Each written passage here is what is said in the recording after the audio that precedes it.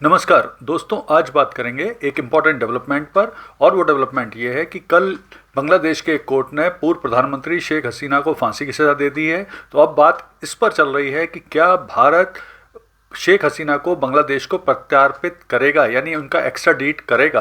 तो आइए इस पूरे घटनाक्रम पर बातचीत करते हैं और समझने की कोशिश करते हैं कि आखिर इस घटनाक्रम का क्या परिणाम हो सकता है।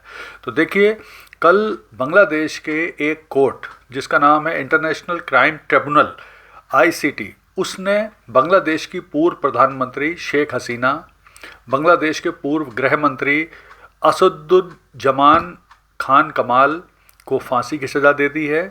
और एक और व्यक्ति जो पूर्व IG हैं पुलिस के, अब्दुल्ला अल मामून, उनको 5 साल की सज़ा दी है। और ये सज़ा उन्हें दी गई है कि शेख हसीना को क्राइम अगेंस्ट ह्यूमैनिटी यानी मानवता के विरुद्ध अपराध, और दूसरा जुलाई अगस्त 2024 में जो छात्र आंदोलन में हिंसा हुई थी और छात्र मारे गए थे, यानी जेनोसाइड अगेंस्ट स्टूडेंट मूवमेंट, उसको लेकर दी गई है। तो जैसा कि आपको पता ही है कि शेख हसीना अगस्त 2024 से ही स्वनिर्वासन में भारत में रह रही हैं। इसके अलावा जो गृह मंत्री हैं असदुज्जमान खान कमाल, वो भी भारत में रह रहे हैं। तो अब ये जो कोर्ट है, पहले तो हम समझ लेते हैं कि जो इंटरनेशनल क्राइम ट्रिब्यूनल है, कोई इंटरनेशनल कोर्ट नहीं है, ये बांग्लादेश का अपना कोर्ट है। और इसकी स्थापना वर्ष 2009 में शेख हसीना ने ही वर्ष 1971 का जो पाकिस्तानी सेना के अत्याचार हुए थे बांग्लादेशियों के ऊपर, उसकी जांच करने के लिए बनाया है। तो ये एक बांग्लादेश का अपना स्थानीय कोर्ट है, कोई इसका इंटरनेशनल, भले इसमें नाम है लेकिन इंटरनेशनल स्तर इसका नहीं है।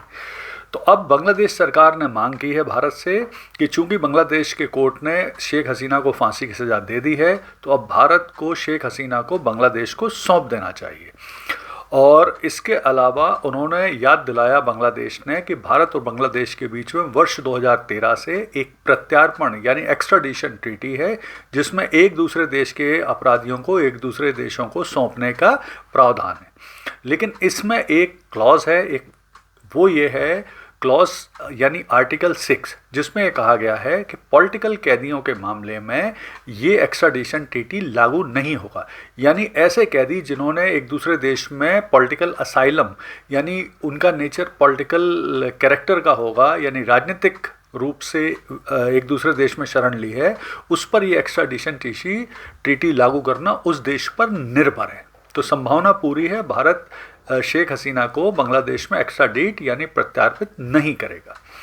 अब यहाँ पर जो शेख हसीना है उनकी प्रतिक्रिया को समझना भी ज़रूरी है। तो शेख हसीना ने स्पष्ट रूप से कहा है कि ये फैसला राजनीतिक रूप से प्रेरित है, यानी पॉलिटिकल मोटिवेटेड है, पॉलिटिकल रूप से लिया गया है। और साथ में इससे पूर्व और उन्होंने ये भी बोला कि वो इस फैसले के खिलाफ इंटरनेशनल कोर्ट ऑफ जस्टिस में जा सकती हैं। अभी पूर्व में ही उन्होंने एक अपने इंटरव्यू में साफ तौर पे कहा था कि बांग्लादेश में अगर बड़े बदलाव नहीं होते और डेमोक्रेसी की वापस स्थापना नहीं होती, तो बांग्लादेश भी पाकिस्तान की तरह हाइब्रिड रेजिम यानी सैन्य और सिविल प्रशासन जैसी मिश्रित सरकार बन जाएगी। तो अब देखते हैं इस फैसले पर भारत सरकार की क्या प्रतिक्रिया है। तो भारत सरकार की ऑफिशियल प्रतिक्रिया में बोला गया है कि हमने बांग्लादेश के ICT का जो फैसला है उसे नोट किया है, उसे पढ़ा है, और भारत अपने नज़दीकी पड़ोसी बांग्लादेश के लोगों के इंटरेस्ट में बांग्लादेश इस केस से संबंधित लोगों से बातचीत करके कोई निर्णय लेगा। परंतु ये बात स्पष्ट रूप से भारत सरकार ने नहीं बोली है कि क्या वो बांग्लादेश को एक्स्ट्राडिट करेंगे शेख हसीना को या नहीं करेंगे, ये उन्होंने स्पष्ट रूप से नहीं बोली। अब शेख हसीना इस फैसले के खिलाफ क्या कर सकती हैं? तो शेख हसीना इस फैसले के खिलाफ 30 दिन के भीतर बांग्लादेश की सुप्रीम कोर्ट में केस अपना दायर कर सकती हैं। लेकिन उसमें एक शर्त है कि इसके लिए केस करने के लिए शेख हसीना को स्वयं बांग्लादेश के कोर्ट में, सुप्रीम कोर्ट में उपस्थित होना होगा।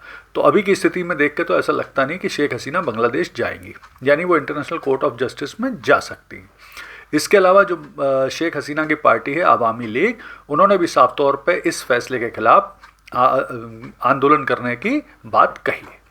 तो अब यहाँ पर ये समझना भी ज़रूरी है कि जो बांग्लादेश की अंतरिम सरकार है उसके जो लीगल यानी लॉ एडवाइज़र हैं आसिफ नजरुल, उन्होंने भी कहा है कि इस फैसले के बाद भारत को शेख हसीना को मतलब भारत अगर शेख हसीना को इस फैसले के बाद बांग्लादेश को नहीं सौंपता तो भारत का ये व्यवहार शत्रुतापूर्ण माना जाएगा, ये उन्होंने बोला है।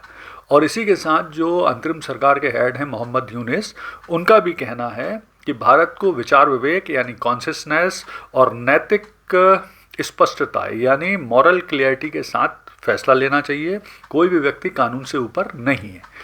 तो अब क्या परिणाम हो सकते हैं इस बात के? तो देखिए, ऐसा है कि इस फैसले के बाद संभावना ये है कि भारत बांग्लादेश को शेख हसीना को नहीं सौंपेगा, जिससे दोनों देशों के बीच में तनाव बढ़ेगा, कूटनीतिक तनाव बढ़ सकता है। और इसके अलावा संभावना पूरी है कि जो कट्टरपंथी हैं बांग्लादेश के, वो बांग्लादेश की अंतरिम सरकार पर दबाव डालेंगे, बांग्लादेश के अल्पसंख्यक हिंदुओं पर अत्याचार बढ़ सकते हैं। और इसके अलावा संभावना पूरी दिख रही है कि इस फैसले के बाद भारत और बांग्लादेश के सरकार के बीच में यानी भारत बांग्लादेश के बीच में तनाव बढ़ना पूरा संभव है। तो कुल मिला के भारत सरकार को आने वाले समय में इस मुद्दे पर बहुत गहरी नज़र रख के और तनाव घटाने के उपाय पर जोर देना चाहिए या काम करना चाहिए। धन्यवाद।